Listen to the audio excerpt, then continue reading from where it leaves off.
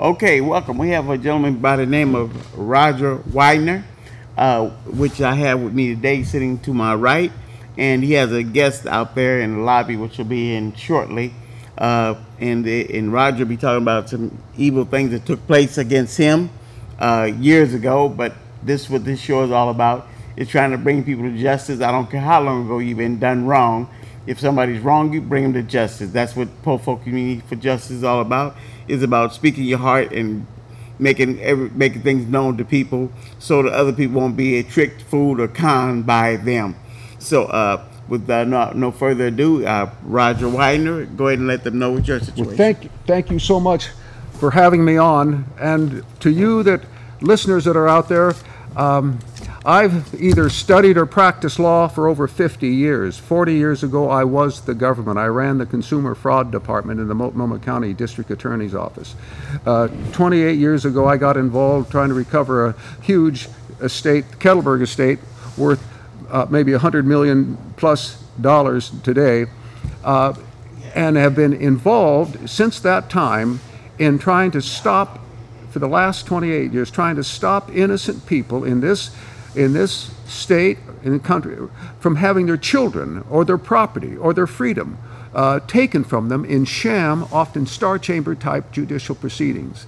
And when I first got into this years ago, I started contacting many of the teachers or judges that I had when I went through college and law schools of Portland City firemen 50 years ago. I had as instructors Thomas Tung, Bill Dale, George Van Humison, Robert Jones, Harlow Lennon were instructors. And what they instructed were ethic. What a courthouse is for, its primary function is to store public records. Nothing is a legal fact until it's typed up, date stamped, and filed with the clerk of the court. And if someone injures you out there or something happens, it's a fact. But it's not a legal, enforceable fact until it's a matter of public record. And if it's not typed up and date stamped and in the proper form, the clerk won't file it. So that is something that every citizen ought to be aware of, is how to make a public record of your injury. Because unless you do, you have no remedy.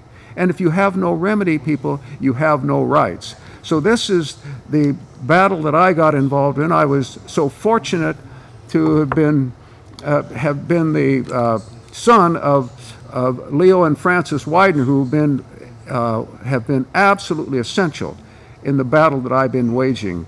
My father, Leo Widener, retired as the deputy chief of the Portland Fire Department years ago. During World War II, he was the civil defense director for Southeast Portland, and he was a Marine Corps sergeant and was an admiral's orderly. And from our earliest ages, I had three brothers. We were duty, ethics. This is the culture that I was raised in. And what I have come to realize that how corrupt it has become.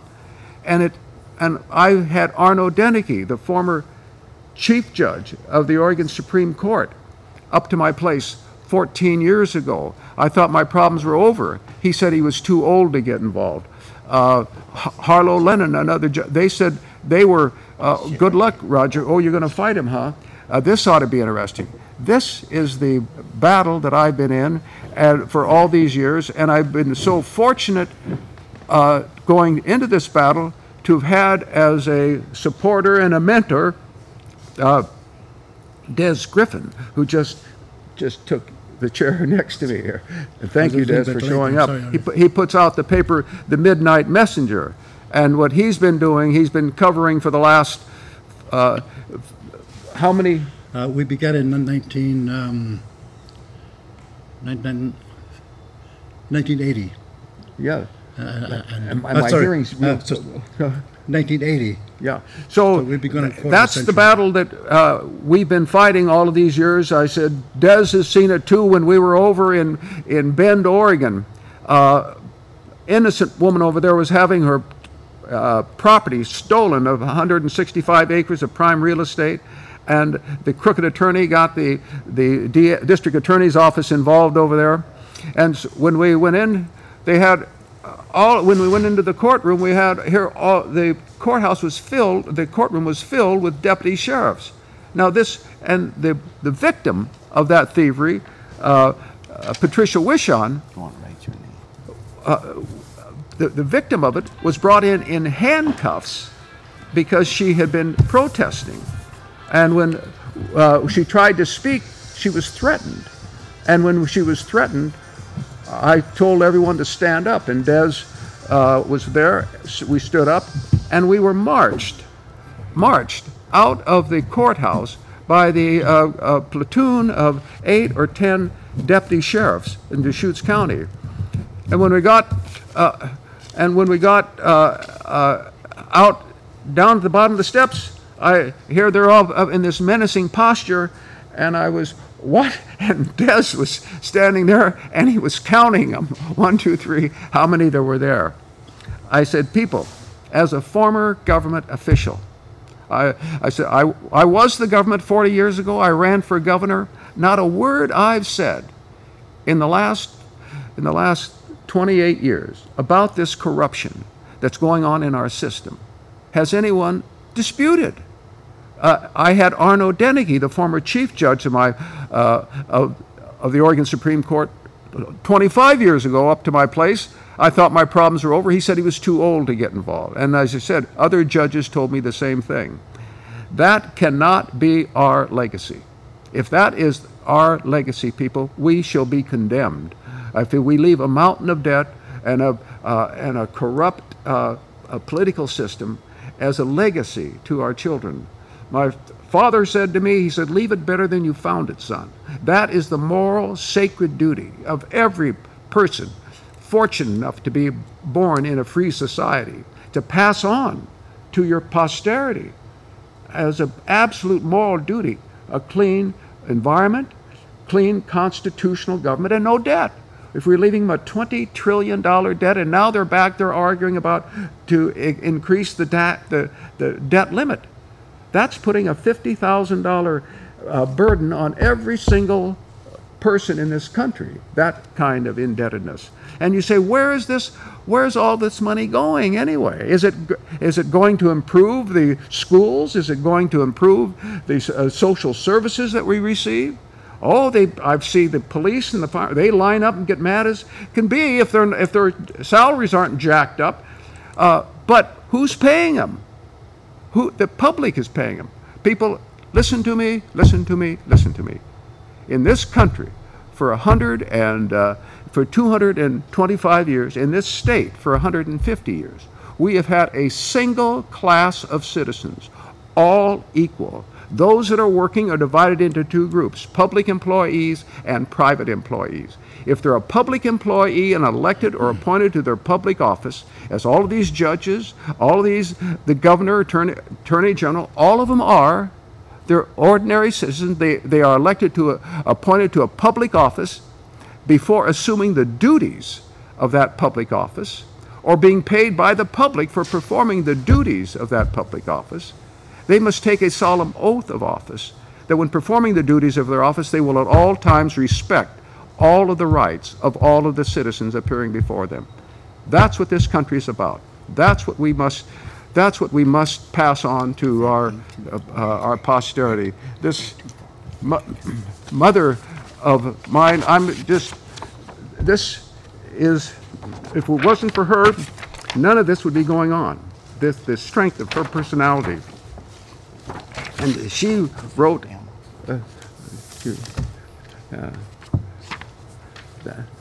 you see that, and she wrote a letter to Ed Snook. I'm going to have to need that because the letter. Describe. Go ahead. No. Describe her. She's up there now. Okay. Well, that is the history. Her history of that's mother, and she tells the story of what they've been doing and what she's been subjected to, and the fact that my mother, her 85, was on separate occasions was roughed up where they were choking me to the ground. I was subpoenaed into a courtroom by this crooked attorney and I've been ordered to stay out of the courthouse by Judge James Ellis. I was subject to being arrested if I went in or if I did not. And when I went in, I was attacked in front of a large group of people, being choked to the ground. And I looked around, and all the men's eyes were big and round, and they were frozen in their seats, and my mother was there. And the guards had her arms pulled back, and she was putting the boots to the guards who were, "Get off of him," she said. That's my mother, this one here. She said, "Whatever it takes, son."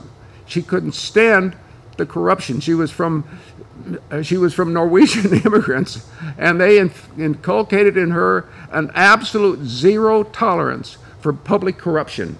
And that's what we are about, is to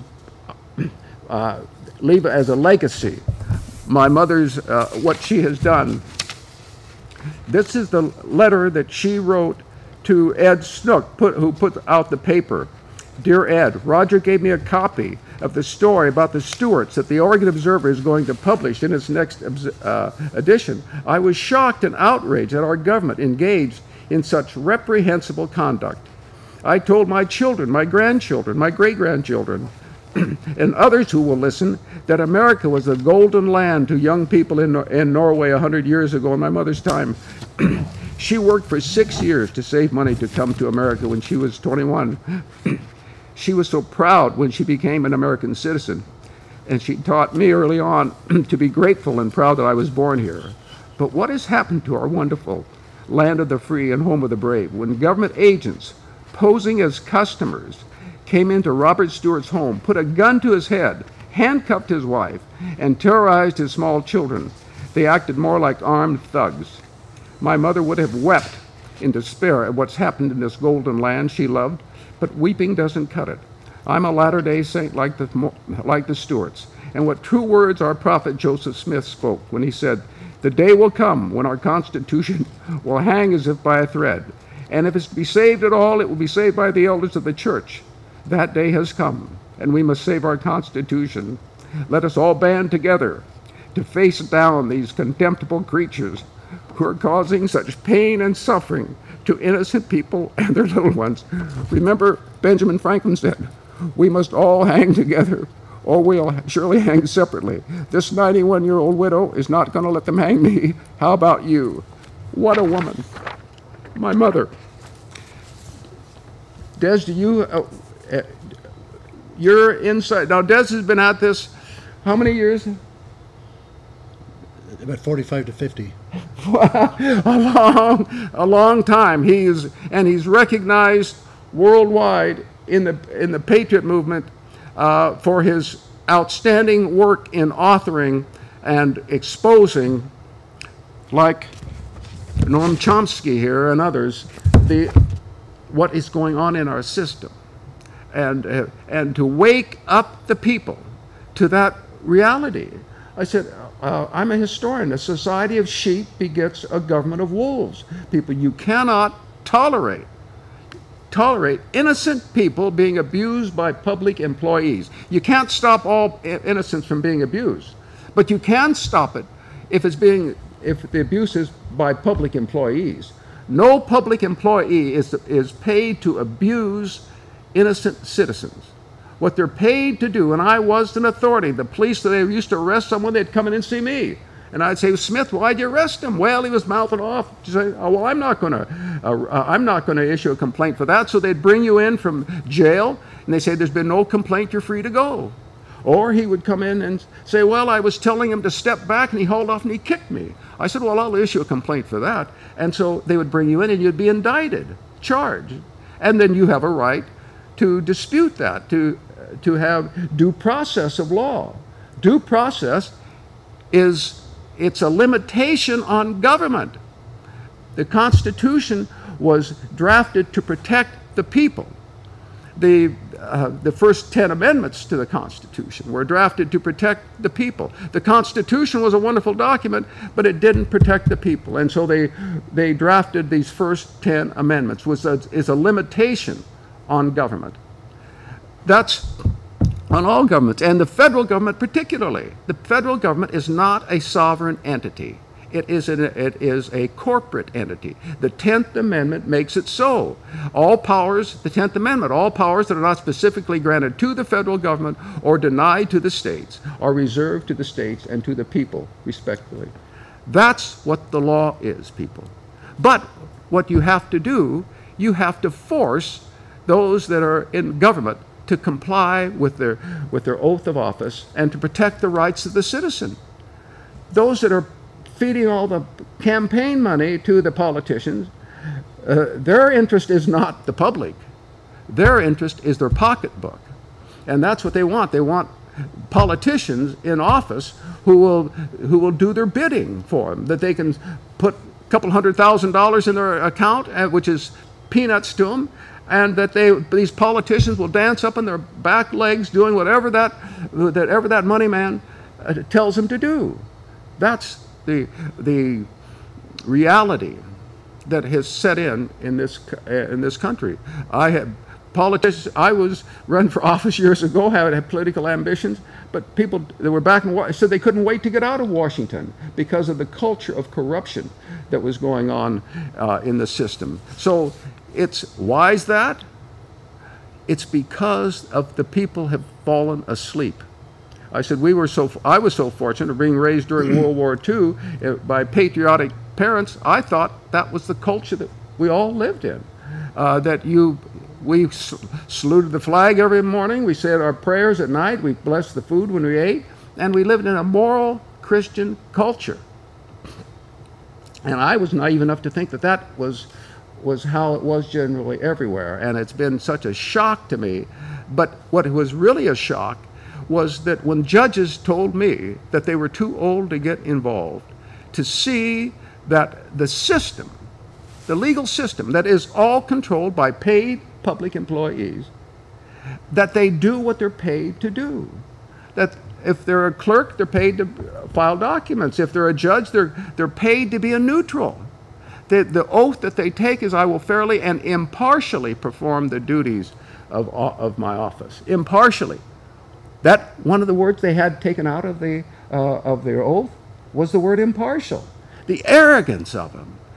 I went into Don Launder's court. I knew him years ago. When I was running the consumer fraud department, he was a younger attorney, wanted to be a judge. Oh, hi, Roger, how are you? All of this kind of thing.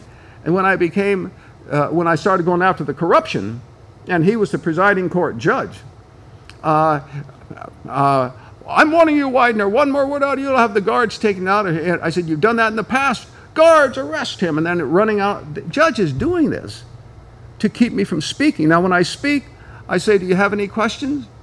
No, they have no questions. They just want to control that courthouse, people. And that's what has to change. As long as you do not have remedy, you have no rights.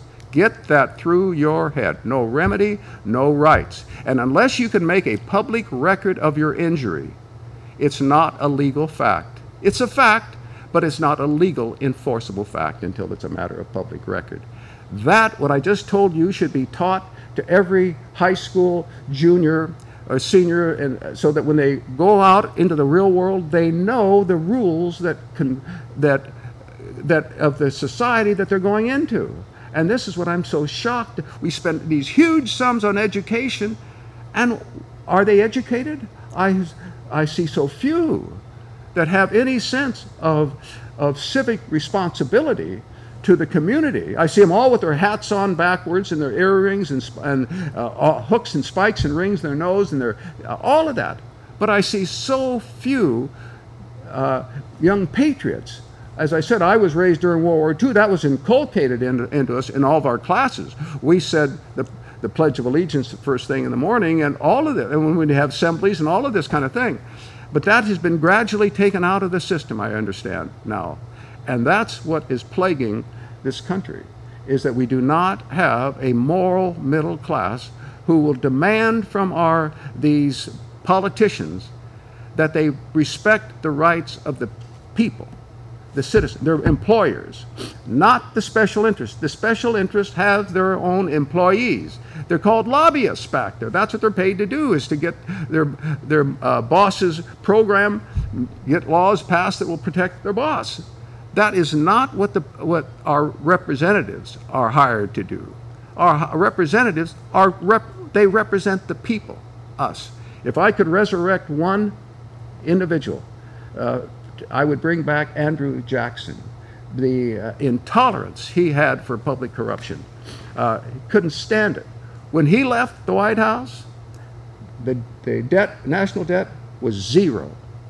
When he was inaugurated in, he opened the White House up to all the ordinary people, not the elitists that want to control. That's what we need again today. I said, they make all these laws. If you read the Constitution, oh, you said you've gone to heaven. Everything is so perfect. Read what the law says.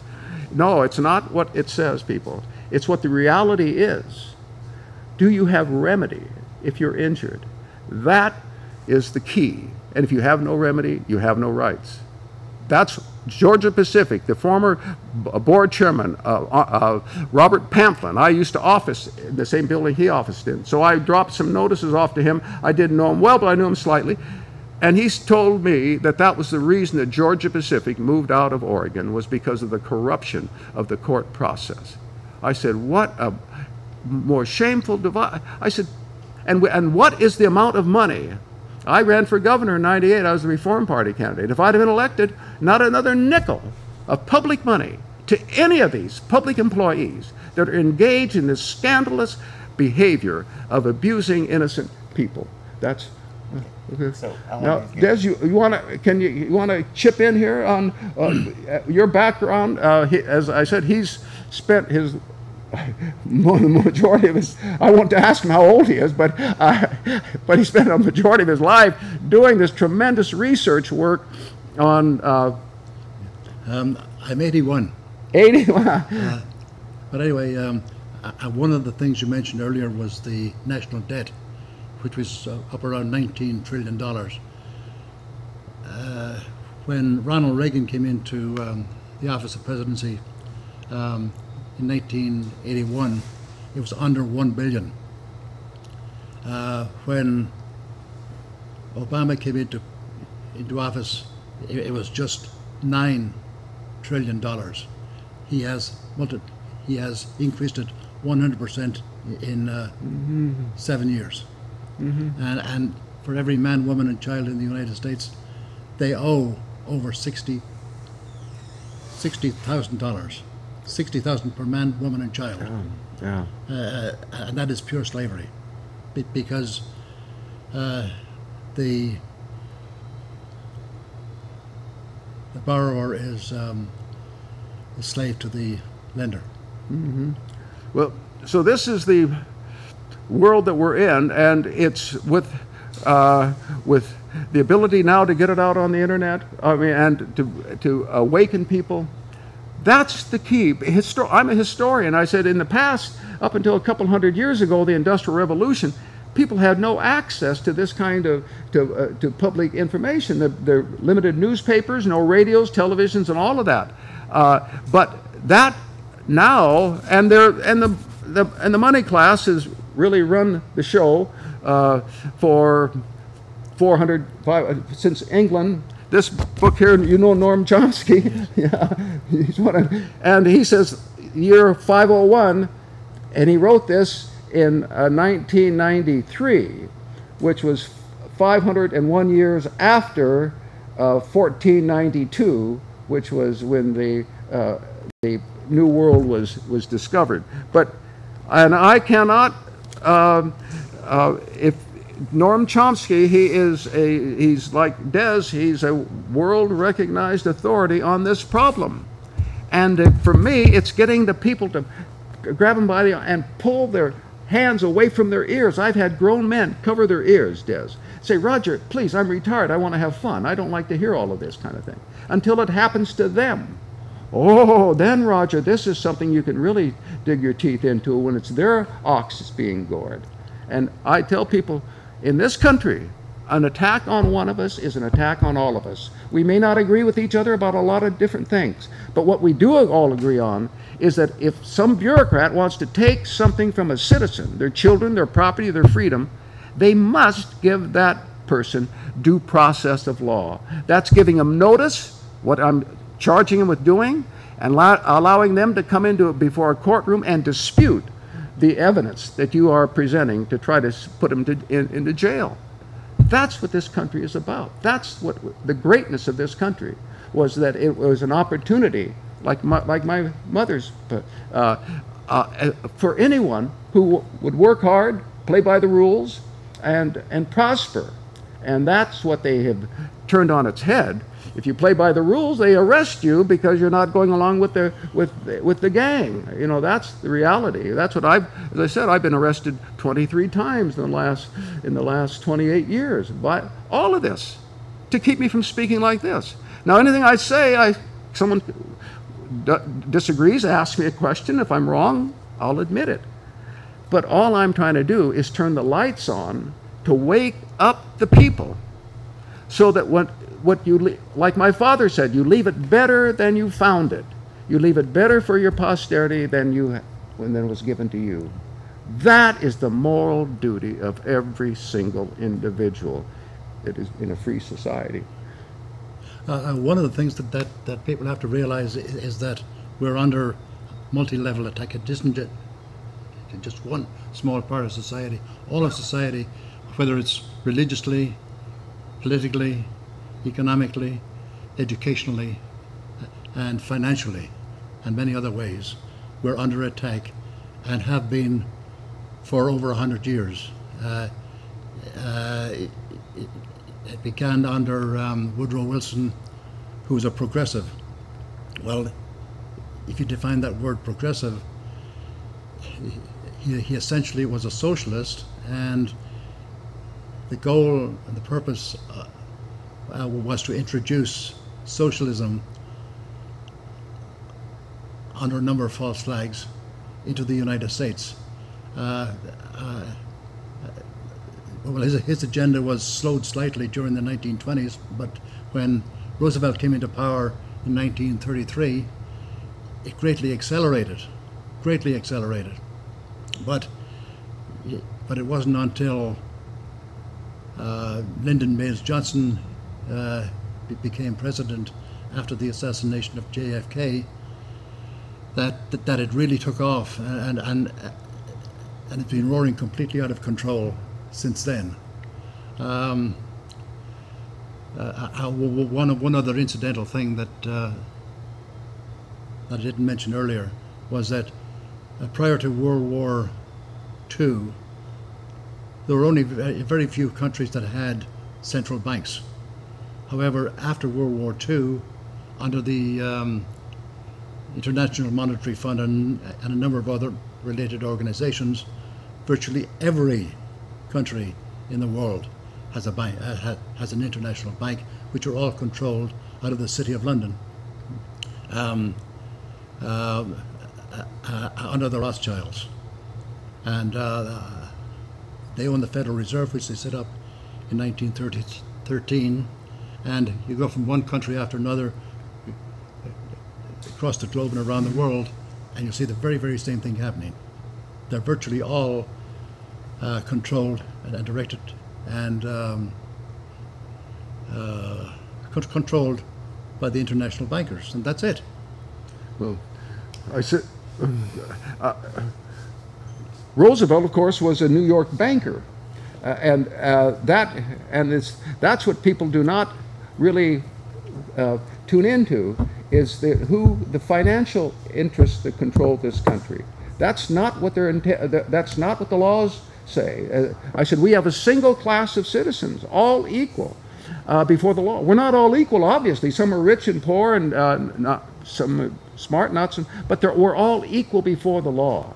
So that if a bureaucrat wants to take something from me or from anyone, it's the same routine. It's notice. It's called due process. It's notice, and it's an opportunity to dispute the authority and the facts on which that individual or institution is relying in order to take something from you, your freedom, your property, or whatever. That has to be, and that's what has been taken out of the system. Is that, and Des has seen that over and over again. You mentioned Roosevelt.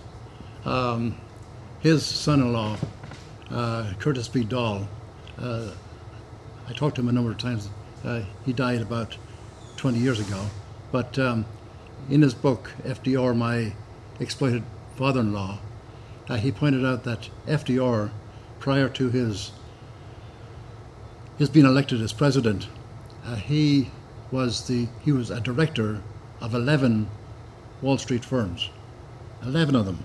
Mm-hmm. And recently, I went on the internet and I found his acceptance speech in 1933 as the Democratic nominee for president. And if one reads that, they're led to believe that he was what would now be called a right-wing extremist. Mm-hmm. I mean, he just poured it on, and he blasted the bankers, and he ridiculed all the programs that were being promoted. But then, when he came into power, he completely reversed himself, and he introduced all the leftist, liberal, socialist programs that he'd earlier criticized. Well, what I'm seeing, I've lived long enough now to see the contrast between what came out of the Depression. I was born in '38, but the quality of people that during World War II, I saw the adult population. They dressed like adults, and there was a dress code and all of this. And there was to be physically fit. Now the obesity factor in Oregon has got to be. It is shocking to me that I ride the bus a lot, and at least half of the people on that bus grossly obese. So obese that they have to be assisted. They're in a chair. They're too big to walk, and they have to be assisted. So they're a total drain on the financial resources of the state. So you get all this government coming in and taking care of these, rather than making people independent, to like my parents from the earliest ages. My father, my mother was from immigrant parents, a single mother, and father single. But they went to work when they were about 10 years old. There wasn't skateboards and all of this kind of thing. There was responsible behavior. They had to contribute to the well-being of their little families. They could. Yeah, what we're seeing in the United States today is the fulfillment of a plan that was laid out in the early part of the last century by the General Education Fund, organized by and financed by John D. Rockefeller Sr. And he set up that organization to, as they wrote in occasional letter number 1, to create a situation where the rural folk would yield themselves with perfect docility into our molding hands. That's an exact quote out of occasional letter number 1. And they were able to pursue that program when they financed and backed and funded the various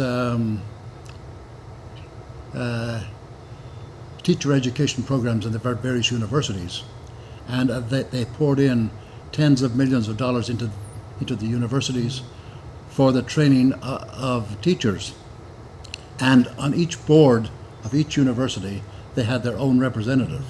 Now, are you knowledgeable on the world, the banking system, and are people kept you informed? Particularly the Bank of England, I was told, was formed in 1690. 1694. 1694. Yeah, and that it was after the combination of when William was he from Portugal and married Mary from England, and they combined. Those were two giant commercial interest empires, and they merged them by marrying together and doing this kind of thing. And so that was in 1690 that happened. That the Bank of England was formed, and that marriage between those two powers. Before that, England was one, but France had been a supreme power, And it wasn't until the Napoleonic Wars and that the Battle of Waterloo that basically France was dumped finally, and allowed the English to spread its control over the commercial world because of all the shipping, because there was no airlines or no highways and no cars, no trains. It was just ship by ship that all the commerce was carried on. As far as the international bankers and the International Monetary Fund, there were about 3 or 4 of those organizations. They were all basically set up or developed at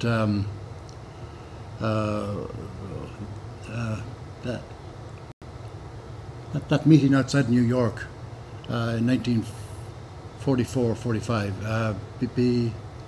Well, anyway, it was set up, and I just read the founding documents and the agreements that were signed by the various representatives from a couple of hundred nations around the world who at that time were basically controlling things. And they signed away everything. They agreed that nobody would ever sue them, nobody would ask any questions. Their documents, their files, all their records were completely private, secret, inviolable. I'm reading Chomsky, and the commercial interests and the state did this, and they became one. And so who makes all the money? Well, those at the very top. How do those at the bottom live and survive? When the British took over India, India was growing and becoming a commercial power and elite. The British reverted all of that. And they treated them with absolute contempt. I mean, the ruthlessness of them and the exploitation. A book came out recently over in England that was probably within the last 5 years, which told the story of how the British dealt with anybody over in India who wasn't completely compliant. And it was struggled about 150 years ago. They wiped out about 60,000 of them.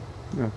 You know, Ben Franklin, who was another one of my heroes, he was for pacifist, but he was my hero, one of my heroes in what he stood up for. But Franklin was so concerned about this. When he went over as a loyal British subject to. I think, he held some official position for the British, representing one of the colonies, and so he had a status. And he was treated magnificently by a lot of the intellectuals in Britain when he went over there. But when he went into the House of Commons and they had a hearing, they started railing at him. You do this and you do that, and and they were just vicious about him.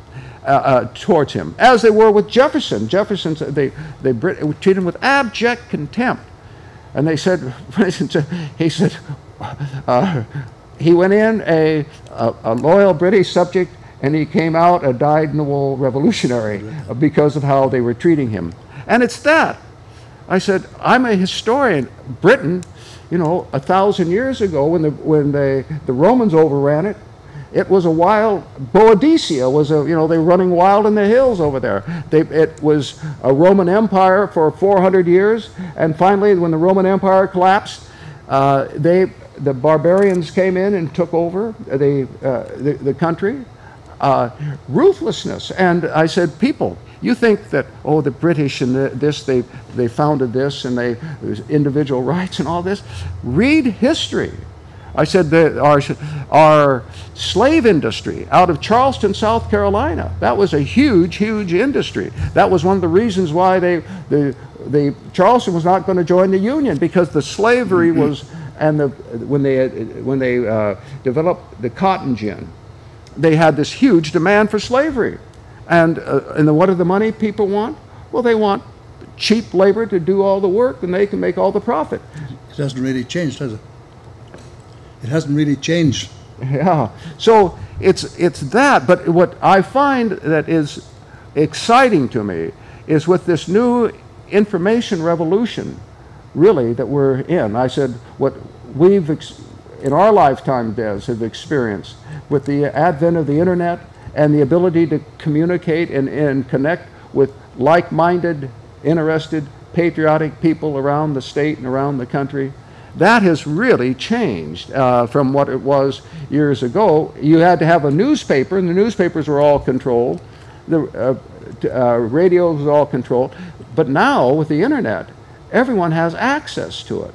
And this is what this little Norwegian mother of mine, she brought that seed. My brother Bruce is a, you know, he speaks, I think, 13 languages, is in 12, but he is recognized as the inventor of automatic parsing. He saw the commonality of languages, all these different languages.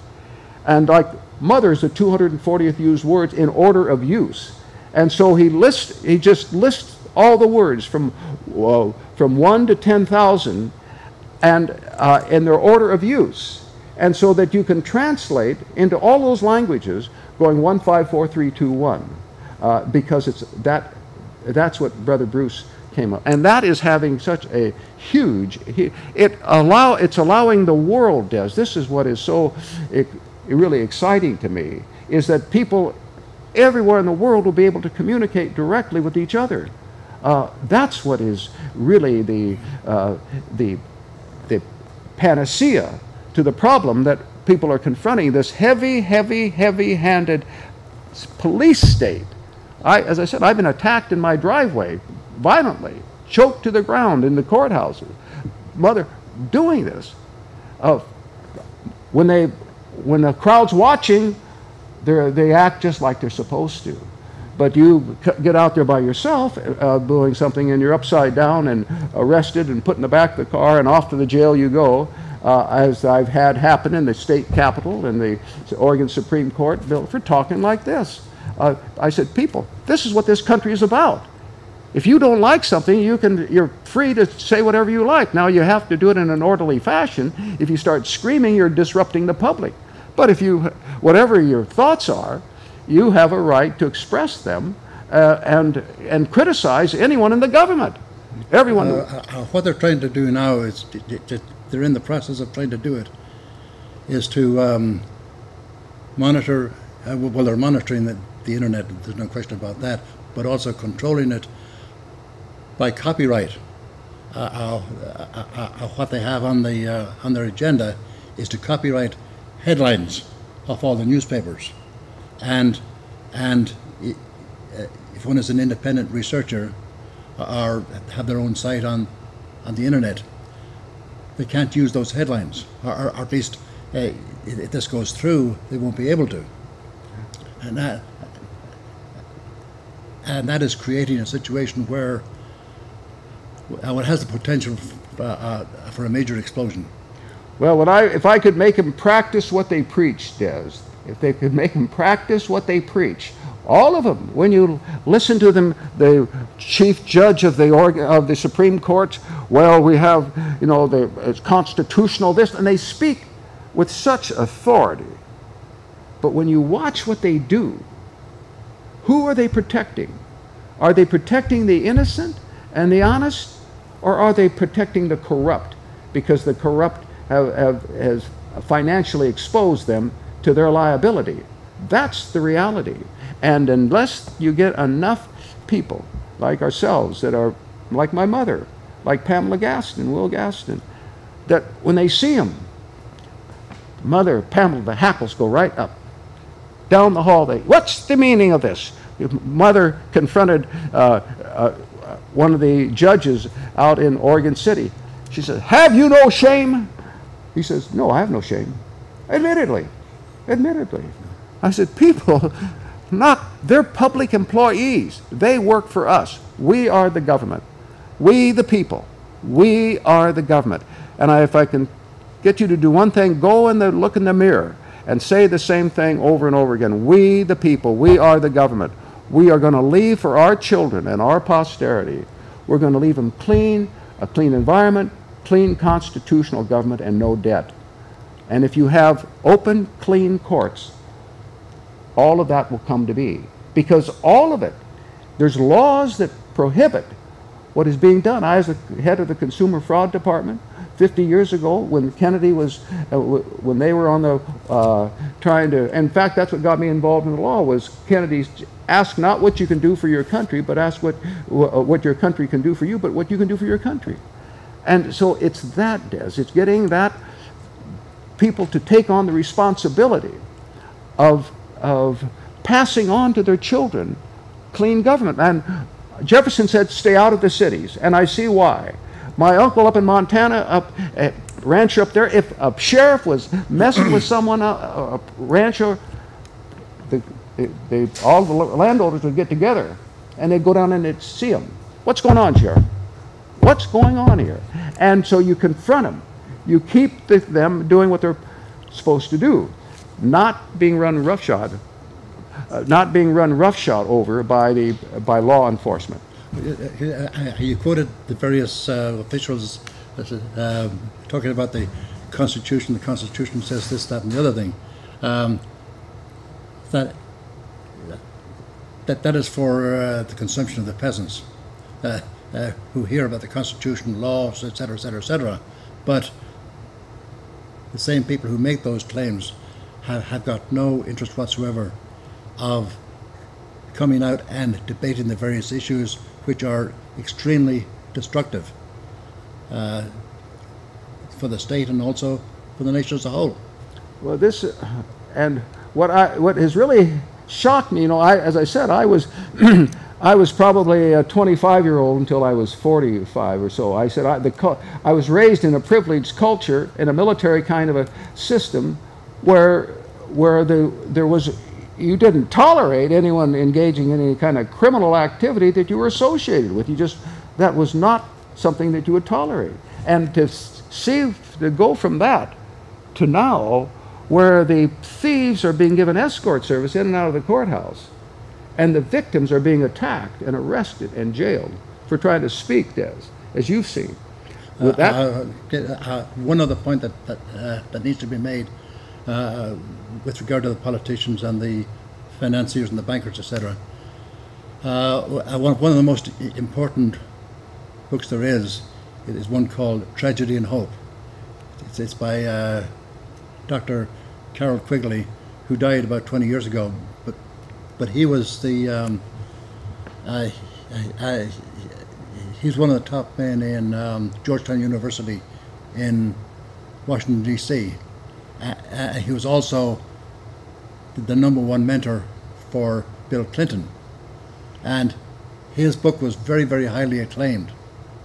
And he said that the objective is to create the political agenda, the religious agenda, the combined agendas, is to create a feudal system in the United States and the world, a worldwide feudal system, where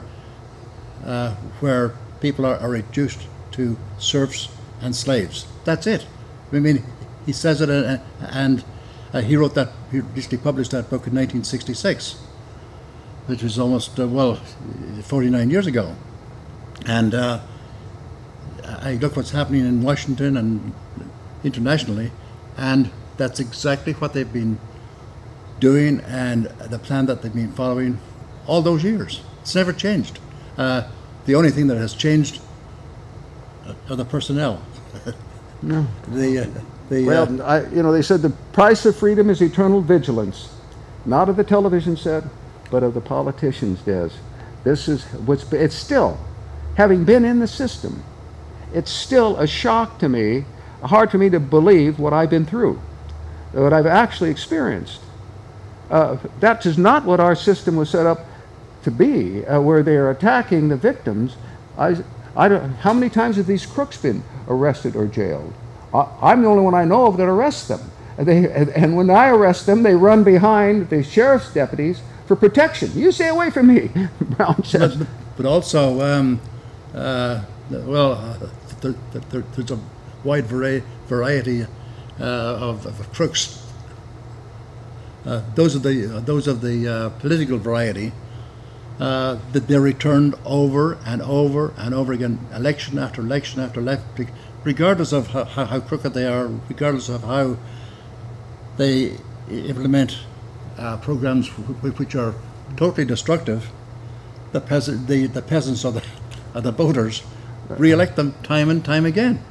Well, I went to Bernie Sanders when he was here in town. Yeah.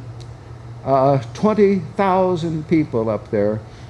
Hey, Bernie! And it would go around the whole Coliseum over there. Barack Obama came out to Roseburg because of the shooting out there. He had about 100 people that showed up out there, and half of them were against him because Roseburg is that's the heart of Second Amendment down there, and all those ranchers, you start telling them they're going to have take their guns or that kind of thing, and you get instant response. And I certainly believe that you ought to prevent kooks and crazies from getting firearms and impose a method of checking that. But the police, what I've seen, the heavy-handedness and what you've seen, Des, it's been shocking to me. And I finally got a follow-up from Ellen Rosenblum. This is from recent letter from Jeffrey Merkley, who's one of our senators. Roger, dear Roger, thank you for contacting me to share your thoughts about the current legal system and due process. I appreciate the time you have taken to share the information with me, and I would like you to know I have made more of your thoughts. I have made note of your thoughts and shared this information with my staff.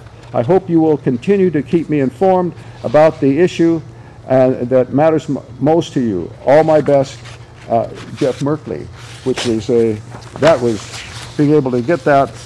And then this was is a letter that I received from Joseph Biden years ago. Roger Widener, thank you for your letter regarding your complaint against attorneys Milton Brown and Norman Lindstedt and Judge Lee Johnson. The Judiciary Committee does not handle complaints against attorneys. However, if you wish to file a grievance against a private attorney, you should do so. And he gives me some information here. And then this is from the White House to my mother, Frances Widener. Dear Mrs. Widener, thank you so much for your letter. President Clinton greatly appreciates the trust and confidence you have expressed in him by your writings. To give your concerns the special attention they deserve, the President has asked me to forward your letter to the Department of Justice. I've asked them to provide you with a prompt reply, but please bear in mind that it may take several weeks to look thoroughly into the concerns you have raised. Should you have any questions after reviewing their response, you may write Department of Justice, And then this was a letter that I sent to President Clinton, and with copies to virtually all of the elected and appointed public officials. And I have not received, other than the response that I got from Ellen Rosenblum, and now from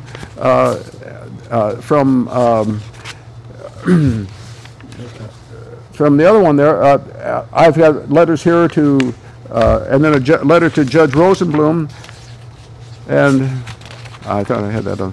And I did get a response from her, similar to Charles Merkley, thanking me for supplying that information. So it's known, people. These politicians know it. What they're paid to do, what they are paid to do, is to maintain order and see that innocent people have remedy if they're injured. If some bureaucrat wants to take something from a citizen in this community, this state, they give them notice. They give them an opportunity. That's called due process of law. That's not an option. That is a requirement. But a society of sheep begets a government of wolves. You have to have the sheepdogs. Mother was an alpha female sheepdog. Pamela Gaston was another one. Patricia Wishon. Okay, I'm going to have to cut you off right now because we're just about out of time, and I want to make sure I at least thank you both for having come on. Thank you. And to share your information with the people out there in TV land. You ever come on in the future? I had a party just call me and talk about he would love to engage you both in a conversation regarding what, I don't know. I'm telling you, you have to come on television to talk to people, or let me know you want to be on television, and you're welcome to come on. And then everybody can talk to each other if they choose to do so. So you people out there in TV land, I'm not trying to set up no debates for you or anything that I got to make personal phone calls to you about nothing. You just need to come on the TV show, speak your heart, and be happy, satisfied that you've done so. Thank you, Roger Widener, for coming on. Thank you. And Des Griffin. Des Griffin, thank you for coming on as well. I'm happy he came a little late because he's driving around for half an hour trying to find the place.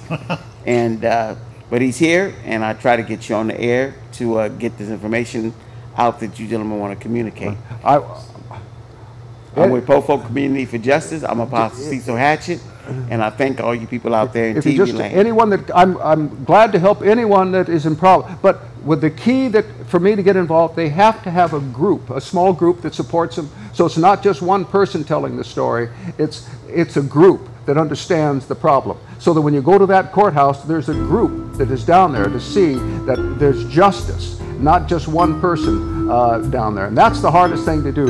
Okay. Thank you all very much out there in TV land. God Almighty love you, and I love you too. Okay. Thanks.